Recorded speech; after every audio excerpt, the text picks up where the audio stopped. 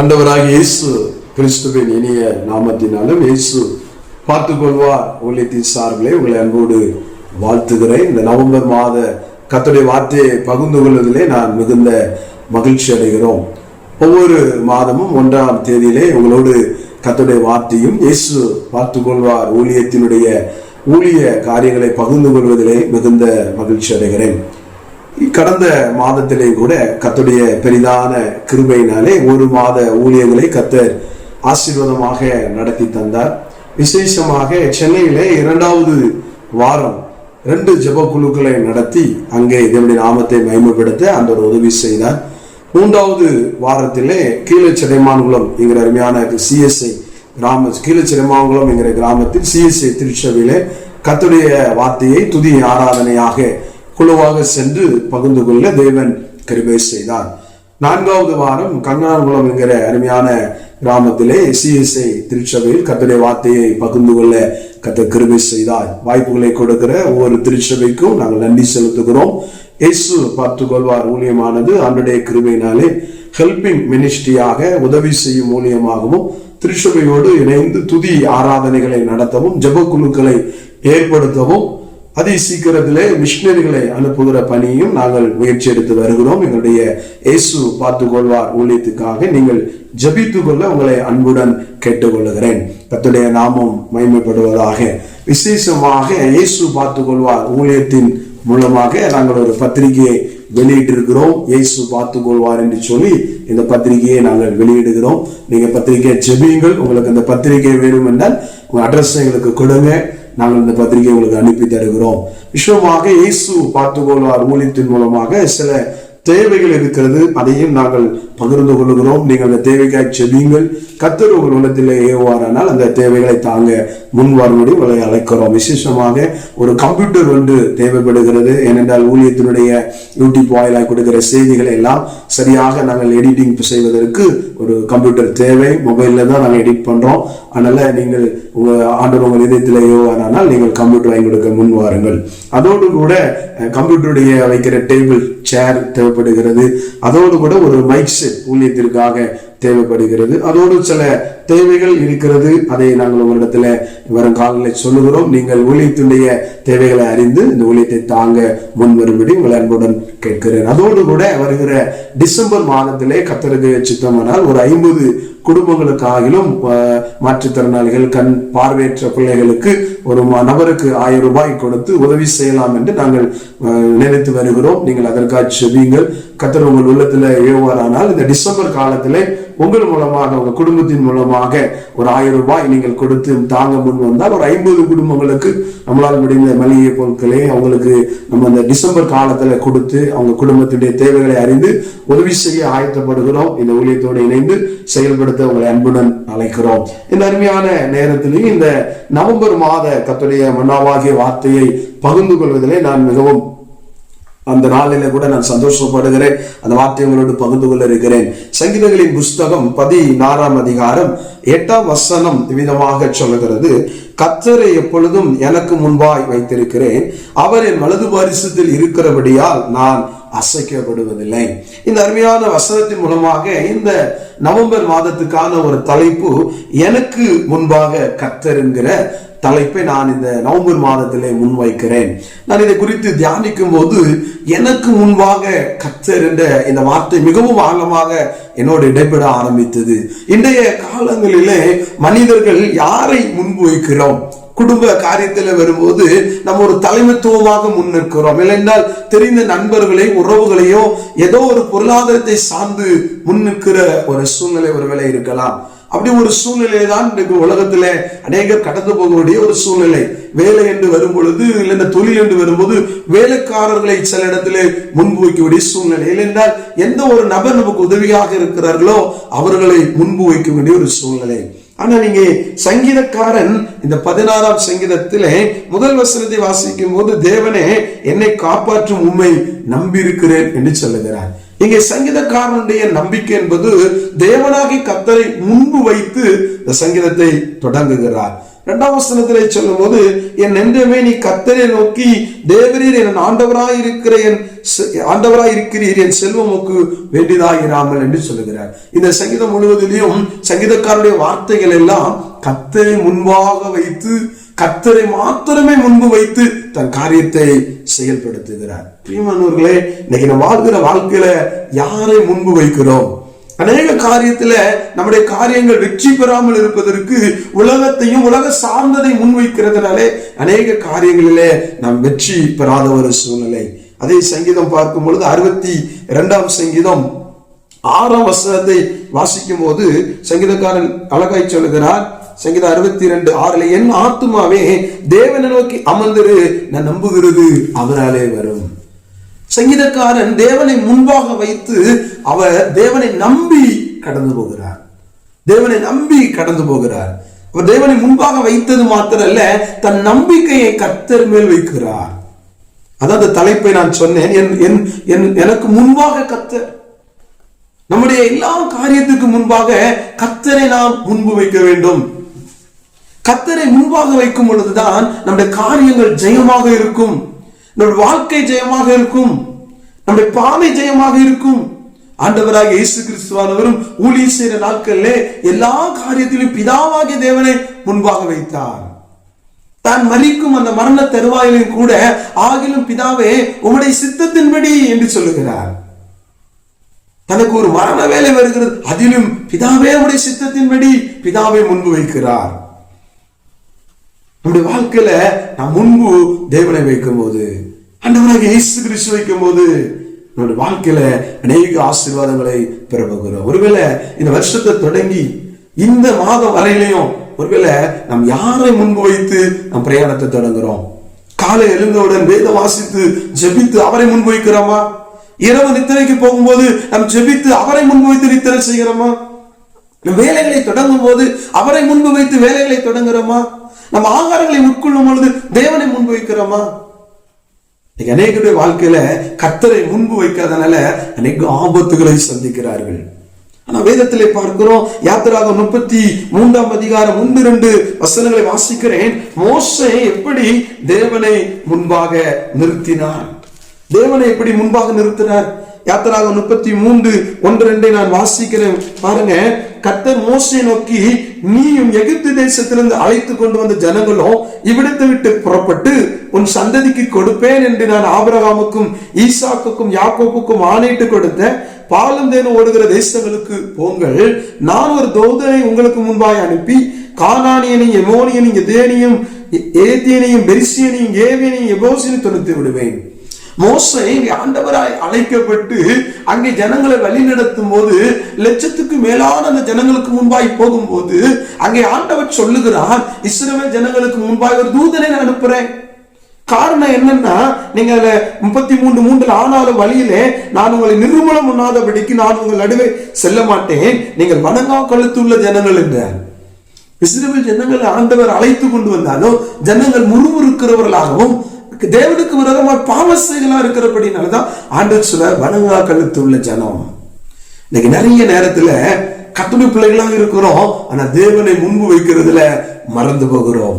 ஆனா லட்சத்துக்கு மேலான ஜனங்களை வழிநடத்தின மோசே யாரை முன்பு வைக்கிறார்? யாத்திராகமம் 33 நீங்கள் 12 வாசிக்கும் போது, கர்த்தர் மோசேயை நோக்கி, தேவரீர் இந்த ஜனங்களை அழைத்து கொண்டு போ என்று சொல்லி, ஆகிலும் என்னோடு கூட இன்னாரை அனுப்புவேன் என்பதை நீர் எனக்கு அறிவிக்கலை. மோசே சொல்றாரு, ஆண்டவரே நீங்க அழைச்சிட்டு போன்னு சொன்னீங்க, எனக்கு முன்னால யார் போவான்னு சொல்லல. அதனால சொல்றாரு 13ஆம் வசனத்துல, உம்முடைய கண்களில் இப்போது எனக்கு கிருபை கிடைத்ததனால் நான் உம்மை அறிவதற்கும் உம்முடைய கண்களில் எனக்கு கிருபை கொடுப்பதற்கும் உம்முடைய வழி எனக்கு அறிவியும் இந்த ஜாதி உம்முடைய ஜனம் என்று நினைத்துக் கொள்ளும். இங்க மோசே ஜனங்களை வழி நடத்துவதற்கு அவன் முன்பாக போக விரும்பல. அவனை தான் தேவன் தெரிந்து கொண்டாலும் அவன் முன்பாக போகல. அவன் தேவனை முன்பாக போகும்படி அழைக்கிறான். ஆனா கர்த்தர் சொல்றாரு, இஸ்ரவேல் ஜனங்களோ பாவம் செய்து அக்கிரமம் செய்கிறபடினா நான் வரமாட்டேன் மோசே, ஒரு தூதனை அனுப்புறேன். ஆனா ஆண்டவர் இடத்துல மோசே தாழ்மையோடு கஞ்சுகிறார். அதனால ஆண்டவர் சொல்றாரு 14 வசனத்துல, அதற்கு அவர் என் சமம் உனக்கு முன்பாய் செல்லும், நான் உனக்கு இளைப்பாறுதலை தருவேன். அல்லேலூயா. பாருங்க, மோசேயுடைய அந்த இருதய விருப்பம் எல்லாம், இத்தனை லட்சம் பேருக்கு நான் தலைவரானாலும், ஒருவேளை அவர் பிரதமர் அந்தஸ்துல இருந்தாலும், ஒரு பெரிய போஸ்டிங்ல இருந்தாலும், அவர் சொல்லுகிறார், நான் இல்ல ஆண்டவரே, நீங்க எனக்கு முன்பாக போகணும். கர்த்தர் முன்பே போகும்படி அழைக்கிறார். அதனால ஆண்டவர் சொல்றாரு, என் சமூகம் உனக்கு முன்பாக செல்லும், நான் உனக்கு இளைப்பாறுதலை நிச்சயமே தருவேன். ஆண்டவருடைய சமூகத்தை முன்பாக வைக்கும் போது அவன் நமக்கு இளைப்பாறுதல் தருகிறாராம். அவன் நமக்கு இளைப்பாறுதல் தருகிறார். அதே சங்கீதம் 62:6 நீங்கள் வாசிக்கும் போது அவர் என்ன சொல்றாரு? 62:6 நான் வாசிக்கிறேன். சங்கீதம் 62:6 சொல்றாரு, 6ஆம் சங்கீத வசனத்துல, அவரே என் கண்மலையும் என் ரட்சிப்பும் என் உயர்ந்த அடைக்கலமானவர், அசைக்கப்படுவதில்லை. பாருங்க, சங்கீதக்காரர் அழகா சொல்றாரு, ஆண்டவரை முன்பாய் வைத்ததுனால அவரே என் கண்மலையும் என் ரட்சிப்பும் என் உயர்ந்த அடைக்கலமானவர், நான் அசைக்கப்படுவதில்லை. வாசித்த சங்கீதத்துல சொல்லுகிறாரு, எனக்கு முன்பாக நான் கர்த்தரை வைப்பதினாலே நான் அசைக்கப்படுவதில் வலது பாரிசத்திலே நான் இருக்கிறேன். அல்லேலூயா.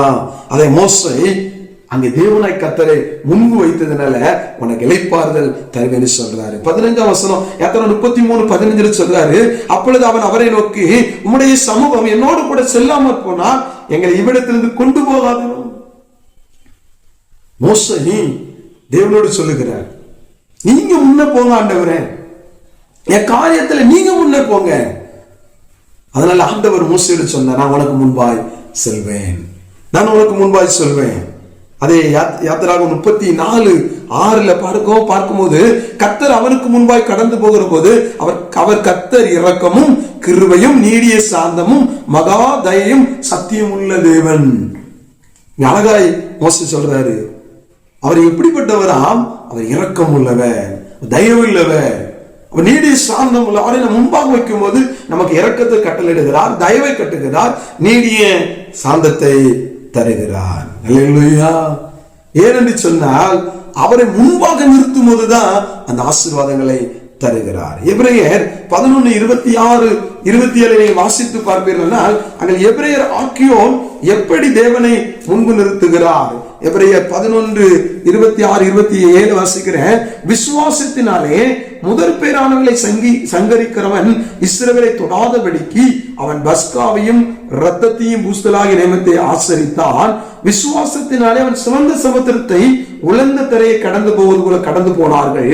எகிப்தியர் அப்படியே செய்ய துணிந்து அமிழ்ந்து போனார்கள். இங்கே மோசே இஸ்ரவேல் ஜனங்கள் அந்த தேவனை முன்பாக வைத்து கடந்ததுனால அவனை ஆண்டவர் ஆசீர்வதிக்கிறார், அவனை எல்லா இடத்திலையும் பாதுகாக்கிறார். ஆனால் எகிப்தியர்கள் தங்களுடைய பலனை முன்னே வைத்தார்கள், தங்களுடைய திறமையை வைத்து செங்கடல் இறங்கினாங்க, ஆனால் அமிழ்ந்து போனார்களாம். ஆனால் கர்த்தரை முன்பு வைத்த மோசையோ ஜெயம் பெற்றான் என்று பார்க்கிறோம். தர்மையான மாதத்துல நீங்கள் கர்த்தரை முன்பாக வைங்க, உங்க எல்லா காரியத்திலும் வைங்க, உங்க பிசினஸ்ல வைங்க, உங்க தொழில வைங்க, உங்க குடும்ப காரியங்கள்ல வைங்க. ஒருவேளை கடன் பிரச்சனை, வியாதியா இருக்கட்டும், ஆண்டவரை நீர் முன்பாக நின்று இந்த காரியத்துல உதவி செய்யுங்கன்னு நீங்க கேட்கணும்.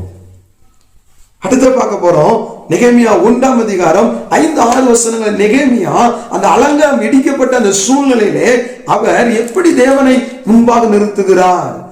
நெகேமியா 1ஆம் அதிகாரம் 5-6 என வாசிக்கிறேன். பரலோகத்தின் தேவனாகிய கர்த்தாவே, உண்மையை அன்பு கூர்ந்து உம்முடைய கற்பனைகளை கைக்கிறவர்களுக்கு உடன்படிக்கையும் கிருபையும் காக்கிற மகத்துவம் பயங்கரமான தேவனே, உமது அடியராகி இஸ்ரவேல் புத்திரருக்கு இன்று இரவும் பகலும் உமக்கு முன்பாக மன்றாடி. நெகேமியா அந்த அலங்கத்தை கட்டுவதற்கு ஆயத்தப்படும் போது இஸ்ரவேல் ஜனங்களிலிருந்து அங்கே நெகேமியாவுக்கு தகவல் வருது, அலங்கம் இடிக்கப்பட்டிருக்கு, இஸ்ரவேல் ஜனங்கள் கஷ்டப்படுறாங்க அப்படின்னு சொல்லும் போது இந்த நெகேமியா ஆண்டவருக்கு முன்பாக எப்படி அழுதாரு? இரவும் பகலும் உமக்கு முன்பாக மன்றாடி, இஸ்ரவேல் புத்திரராகிய நாங்கள் உமக்கு விரோதமாய் பாவம் செய்து பாவங்களை அறிக்கையிடுகிற, உமக்கு விரோதமாய் செய்த பாவங்களை அறிக்கையிடுகிற அடியனுடைய ஜெபத்தை கேட்பதற்கு உம்முடைய செவியை கவனித்து உம்முடைய கண்கள் திறந்திருப்பதாக நானும் தகப்பன் விட்டாரும் பாவம் செய்தோம்.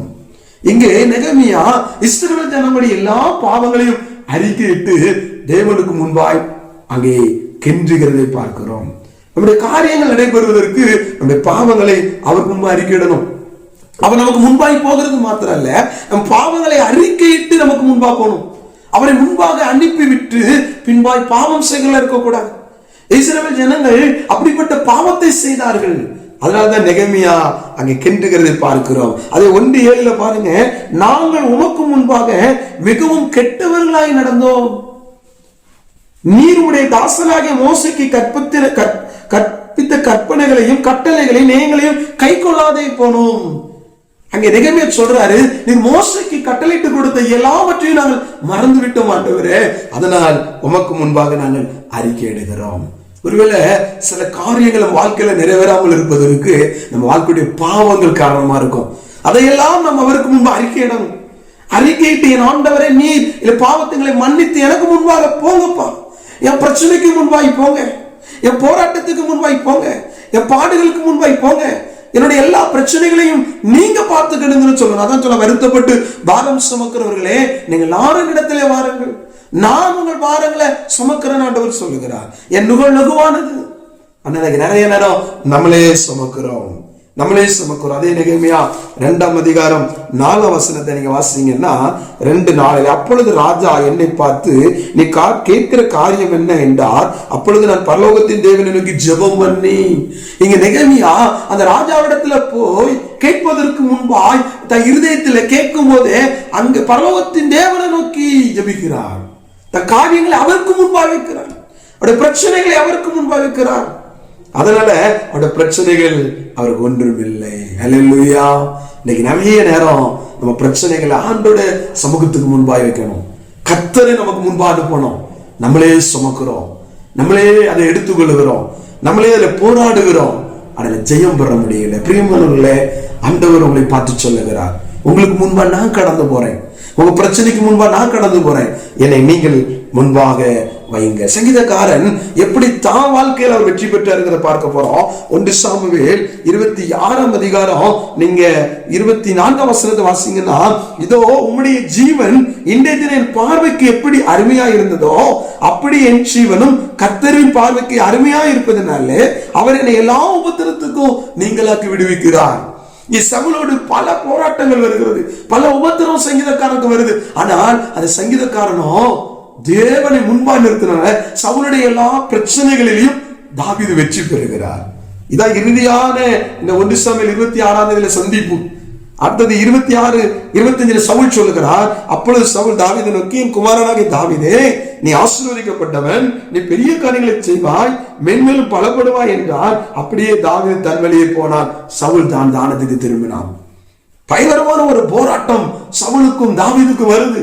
தாவீதுக்கு எதிராய் சவுல் யுத்தம் பண்ணுகிறான். சவுல் தன்னை முன்னே வைத்தான், தாவீது தேவனை முன்பாக வைத்தான். முன்பாக வச்சு ஓடுறான், எங்க போனாலும் என் ஆண்டவரே, என் தேவனை காப்பாற்றும் காப்பாற்றும். கடைசியாக அவன் சொல்றான், என் ஜீவனை நீங்களாக்கி என் தேவன் ரட்சிப்பார், ஏனென்றால் தேவனை நான் முன்பாய் நிறுத்திருக்கிறேன். ஹல்லேலூயா. இந்த அருமையான மாதத்துல நீங்க தேவனை முன்பாக நிறுத்துங்கள், கர்த்தர் உங்களை ஆசீர்வதிப்பார். அதே சங்கீதம் 16:8 நீங்க வாசிச்சீங்கன்னா, சங்கீதம் 16:8 வாசிக்கும் போது, கர்த்தரை எப்பொழுது எனக்கு முன்பாய் வைத்திருக்கிறேன், அவரின் வலது பரிசில் இருக்கிறபடினால் அசைக்கப்படுவதில்லை. சங்கீதக்காரர் அவனை முன்பாய் நிறுத்தினால சவுல் கொண்டு வந்த எந்த ஒரு போராட்டத்தினாலே அவன் அசைக்கப்படவில்லை. பாடு இருந்தது உண்மைதான், போராட்டம் இருந்தது உண்மைதான், ஆனா அசைக்கப்படவில்லை. எபிரேயர் 12:1-2 நான் வாசிக்கிறேன். எபிரேயர் ஆக்கியன் அதே 11:1-2 அழகாக சொல்லுகிறார், ஆகையால் மேகம் போன்ற இத்தனை திரளான எபிரேயர் 12:1, ஆகையால் மேகம் போன்ற இத்தனை திரளான சாட்சிகள் தம்மை சூழ்ந்து கொண்டிருக்க பாரமான யாவற்றையும் தம்மை சுற்றி நெருக்கி நீக்கிற பாவத்தின் தள்ளிவிட்டு விசுவாசத்தை தொகுக்கிறவரும் முடிக்கிறவருமாக இயேசுவை நோக்கி நமக்கு நினைத்திருக்கிற ஓட்டத்தில் பொறுமையோடு ஓடக்கடவோம். பாருங்க, எபிரேயருக்கு அழகா எழுதுறாரு, அவருக்கு முன்பாக நம்ம பொறுமையோடு ஓடணும். அவரை முன்பா நிறுத்திட்டு நமக்கு சுத்தி இருக்கிற எல்லாத்தையும் தூக்கி போட்டுட்டு பொறுமையா உடனே ஆண்டவராய் இயேசு கிறிஸ்துவானவரும் அதை எபிரேயர் 12:2 அவர் தமக்கு முன் வைத்திருந்த சந்தோஷத்தை பொருட்டு அவமானத்தை எண்ணாமல் சிலுவையை சகித்து தேவனுடைய சிங்காசனத்தின் வலது பாரத்தில் வீற்றிருக்கிறார். ஹல்லேலூயா. ஆண்டவராக இயேசு கிறிஸ்துவானவர் பிதாவாகிய தேவனை முன்பாக நிறுத்தினதுனால தனக்கு இருந்த எல்லா ஆசீர்வாதங்கள் எல்லாம் வாழ்ந்திருக்கலாம். ஆனா இதெல்லாம் தூக்கி போட்டுட்டு தேவனுக்கு அர்ப்பணித்து சிலுவையிலே தன்னை ஒப்பு கொடுத்தனால அந்த வலது பாரிசத்துல அவர் விட்டிருந்தாராம். தேவனுக்கு முன்பாக நாம் நம்முடைய காரியங்களை நிறுத்தும் போது, தேவனை முன்பாக நிறுத்தும் போது, தேவனை மாத்திரமே சார்ந்து நிற்கும் போது நம்ம அசைக்கப்படுவதில்லை. நம்ம பிரச்சனைகள், போராட்டங்கள் எதுவும் நம்மளை மேற்கொள்ளாது. நம்ம பார்த்தோம் எப்படி சங்கீதக்காரன் சவுலின் கைக்கு தப்பிக்கப்படுகிறார், எப்படி மோசே அந்த ஜனங்களை நடத்தி செல்ல கர்த்தரே முன்பாய் போகிறார், எப்படி இஸ்ரேல் நெகேமியா அலங்கத்தை கட்டுவதற்கு அங்கே மண்டாடி தேவனுக்கு முன்பாய் அழுது பாவரிக்கை செய்ததுனால அந்த அலங்கம் கட்டுவதற்கு தேவன் இரக்கத்தை கட்டளையிடுகிறார். மேகம் போன்ற திரளான காரியங்கள் சூழ்ந்து நின்றாலும் தேவனுக்கு முன்பாக அறிக்கை செய்து தேவனை முன்பை வைத்து கடந்து போவோமானால் நமக்கு எந்த ஒரு சேதமும் வராது. கண்களை மூடி ஜெபிப்போமா? கண்களை மூடி இந்த அருமையான கர்த்தருடைய வார்த்தைக்காக அவரை ஸ்தோத்திரித்து, அன்பின் ஆண்டவரே நன்றியோடு துதிக்கிறோம். எனக்கு முன்பாக கர்த்தர் என்ற அந்த வார்த்தையை இந்த நவம்பர் மாதத்துல அப்பா பிரசங்கிக்க கிருபை தந்தீங்களே, அதை கேட்கிற ஒவ்வொருவரையும் நீங்க ஆசீர்வதிங்க, அதை பார்க்கிற ஒவ்வொருவரையும் ஆசீர்வதிங்க. இந்த வார்த்தை ஆண்டவர் ஒவ்வொருக்கும் பயனுள்ளதாக அமையட்டும். அப்பா இயேசு பார்த்துக் கொள்வார் ஊழியத்தின் மூலமாய். கர்த்தாவே நீ கொடுத்த வார்த்தைக்காய் ஸ்தோத்திரம். ஒவ்வொரு பங்காளர்களையும், சப்போர்ட்டாளர்களையும், ஆண்டவர் ஒவ்வொரு ஜெபிக்கிறவர்களையும், ஒவ்வொரு ஊழிய தாங்குகிறவர்களையும், இந்த நிகழ்ச்சியை பார்க்கிற ஒவ்வொருவரையும் நீங்க ஆசீர்வதிங்க. நம்முடைய கரங்களை ஒப்பு கொடுக்கிறீங்க. எல்லா பிரச்சனைகள், போராட்டங்கள் எல்லாம் ஆண்டவரே நாங்கள் உங்களுடைய சமூகத்தில் வைக்கிறோம், உங்களை எங்களுக்கு முன்பாக வைக்கிறோம். நீங்க எங்களை வழி நடத்தி ஆசீர்வதிங்க. இயேசு மூலம் ஜெபிக்கிறோம் ஜெபங்களும் நல்ல பிதாவே, ஆமென். பிரியமானவர்களே, இந்த ஊழியத்துக்காய் ஜெபியுங்கள் YouTube channel LLN vision YouTube channel மூலமா வருகிற நிகழ்ச்சியை உங்களுக்கு தெரிந்த அனைவருக்கு நீங்க ஃபார்வர்ட் பண்ணுங்க. அதுல நிறைய நாங்க ப்ரோக்ராம் போட்டுட்டு இருக்கிறோம், குறு நாடகங்கள் போடுறோம், பாடல்கள் போடுறோம், அநேக ஷார்ட்ஸ் செய்திகளை போடுகிறோம். தொடர்ந்து நீங்க அனைவருக்கு பகிர்ந்து கொள்ளுங்க. இந்த ஊழியத்துக்காய் தொடர்ந்து ஜெபியுங்கள். கர்த்தர் உங்கள் ஒவ்வொருவரையும் ஆசீர்வதிப்பாராக. ஆமென். God bless you.